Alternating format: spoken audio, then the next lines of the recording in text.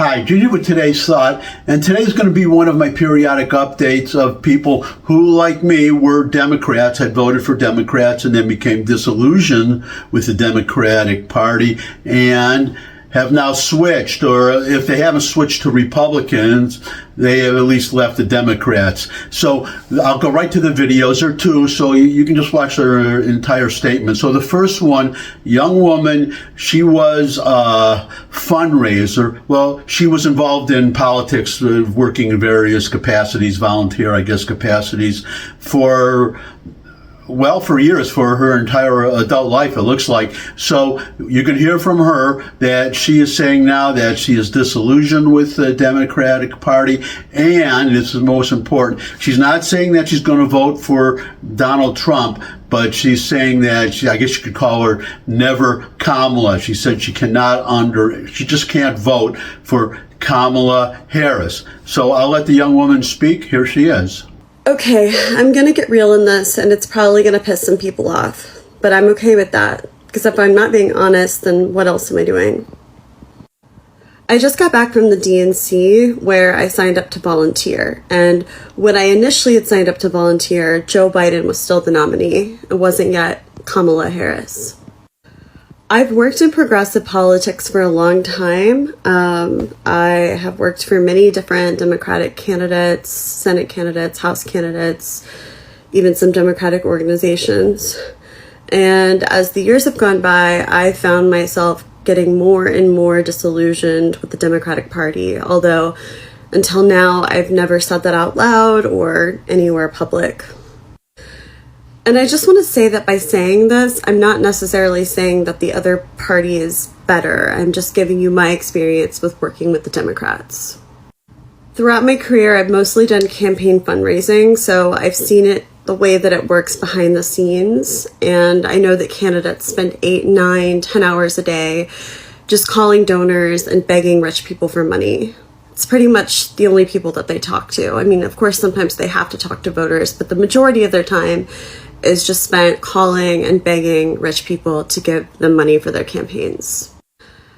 And what this inevitably means is that we don't actually live in a democracy. It's just rich people calling the shots and having the access to talk to the politicians. They're the ones that basically get their ear all day. They're the ones that can help shape and prioritize what the politician actually focuses on. Even the politicians that detest this, that want to get big money out of politics, still have to play this game. They still have to make these calls. They still do the same amount of just calling rich people and begging them for money. And what unfortunately happens once they get into office, if they get into office, is that they soon realize that the money machine is so great and the seduction of power is so immense that they no longer adhere to these values. When I first got into politics, I thought that Democrats were the party of the people. And at the DNC this week, I felt like I was in a building with the most elite and out-of-touch people in the entire world. It very much felt like, let's just have a huge party and forget all of our problems because the vibes are brat. When I was there, I didn't feel any connection to real America or the place that I come from, which is the Midwest, Kansas City, Kansas, and Missouri.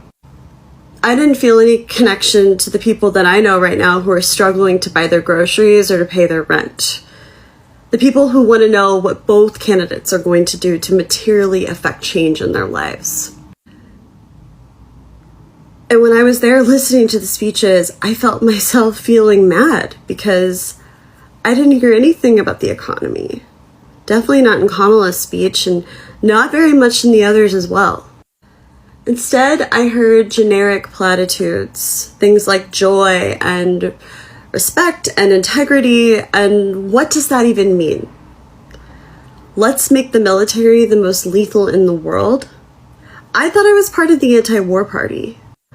I thought I was part of the party that fought for the underdog, that championed working people. When and how did we just become the party of academia and affluence? Because that's what we are right now. How can we ever say that we're going to fight corporate power or give a voice back to those communities that have been left behind when above the delegates on the floor in levels and levels and rings of suites with donors and corporations that we're literally looking down on the people below from above? That's what Chris Cuomo said, and he's absolutely right.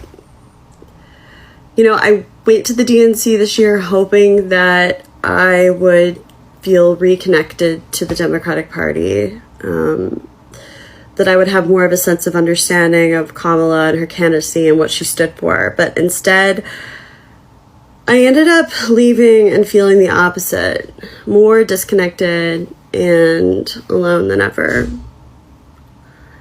And I don't think I can support Kamala Harris for president. I don't even know if I can call myself a Democrat anymore.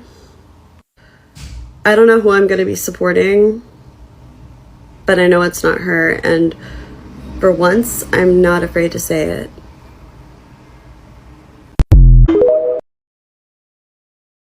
That was the first video. Second one is from a gentleman named Brett Weinstein, or Weinstein. To be honest, I'm not familiar with him. I understand that he's a very popular, well, he's an author, but a very popular podcaster. And the same thing, he's in an interview, and he's just talking about how I'll let you hear from him, basically, that he cannot under any circumstances vote for Kamala Harris. So here's Brett. How big you think, one, this is? Him stepping aside, him not being in the battlegrounds, him supporting Trump, and him trashing the Democratic Party that he left.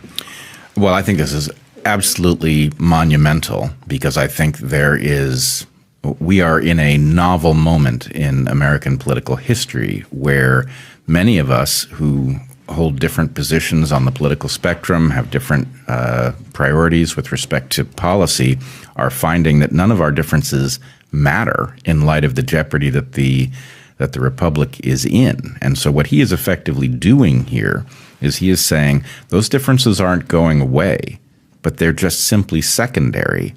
And he is both structurally, by withdrawing from certain ballots and not others, he is emboldening a movement that is more widely recognizing that those differences have to be put aside until the main job is done, and he's leaving himself an important voice in that discussion. So I was very interested in the way he navigated the idea. This was not a simple endorsement of Trump. This was an endorsement of retaking the White House and using that position to restore the republic to its proper course. A couple of weeks ago, the Trump-Rogan feud, right? Hey, Rogan said good things about RFK. Yep. And then Trump comes back and says, I wonder what the booze you're going to get when you get to UFC. Then Rogan posts a picture with him and who was a comedian that was Trump. And Shane Gillis, and says, hey, we made up, we're good. And that picture goes viral. And now 2 weeks later, RFK says this. Does he having a position or endorsing Trump, does this cause a guy like you to be open to the idea of voting for Trump versus Kamala? Oh, absolutely. Let me just be perfectly clear about this. I think the modern Democratic Party is an existential threat to the republic. And although I am a Democrat, I've been a Democrat my whole life, the party that I see in front of me today is literally the inverse of the party I signed up for. This is now the party of war. This is the party of racism. This is the party of censorship. I don't recognize this party. There is no conceivable scenario in which I would vote for Kamala Harris. I just simply will not do it. Am I open to voting for Trump? I am. I'm especially open to it if he is partnered with Bobby Kennedy, because what that tells me is that my values, which are a much closer match for Bobby's, are represented in that administration. And that's really what I want. I want a coalition to redefine American politics because, frankly, we have a long-standing problem with corruption, which has now turned into something else. with the modern Democratic Party. But we need to rethink the way we govern ourselves so that corruption is not the dominant force, and a coalition is the way we're going to do that. That's it. That's my thought for today. Two people who, like me, left. Well, I actually left. I've told this story before. I won't bother you with it now, but I left the Democrats way back in 1980. I could see the writing on the wall then. But two more. And, well, I'll throw this last little tidbit in, but you probably already know about it, that, Robert F. Kennedy, of course, he's supporting Trump, and Tulsi Gabbard, another former Democrat, she endorsed Donald Trump, but what you may not know is that Donald Trump has named both of them, Robert F. Kennedy and Tulsi Gabbard, to his transition team. And now that for sure is my thought for today. Thanks for stopping by. If you could subscribe, that would really be great. Comments always welcome in the comment section below the video. Share this video with anyone you think would benefit from it. But most of all, come back and see me again. I would love to see all of you again. And until I do see all of you again, bye.